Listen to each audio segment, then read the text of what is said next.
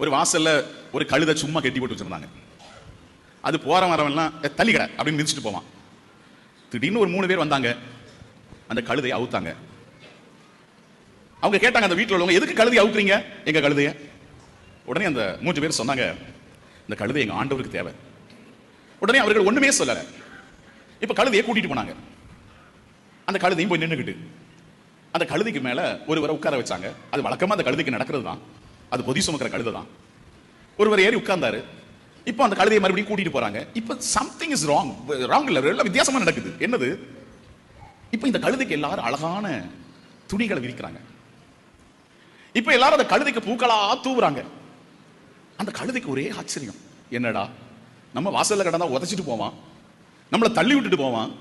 இப்ப என்னன்னா நாம நடந்து வந்தா நம்ம காலு தரையில படக்கூடாதுன்னு சொல்லி அழகான பஞ்சுமெத்த மாதிரி இருக்கிற பெட்ஷீட் எல்லாம் விரிக்கிறானே, பூக்கள் எல்லாம் தூவுறானே அப்படின்னு அந்த கழுதை நினைச்சுக்கிட்டு, அப்புறம் கொஞ்ச நேரம் கழிச்சு அதே கழுதையில இருந்து அவர் இறங்கி போயிட்டார். இப்ப அந்த கழுதை அதே மாதிரி இடத்துக்கு பழைய இடத்துக்கு போயிடுச்சு. அப்பதான் அந்த கழுதைக்கு புரிஞ்சது, மோசையோடு கூட இருந்தவர் நம்ம கூட இருந்தாதான் கழுதைக்கும் மதிப்பு இருக்க. அப்படித்தானே? நான் விசுவசிக்கிறேன், நாம ஒவ்வொருவரும் ஒரு கழுதை. இந்த கழுதையோட இவர் இருக்கிற வரைக்கும் நான் மேன்மை அடைஞ்சுதானே இருப்பேன். அல்லேலூயா. எத்தனை பேர் உணர்றீங்க? நான் உண்மையிலே நான் வெறும் கழுதை. என் உறவுகளை என்ன மதிக்காது, என் கணவரை என் மனைவி என்ன மதிக்க மாட்டாங்க.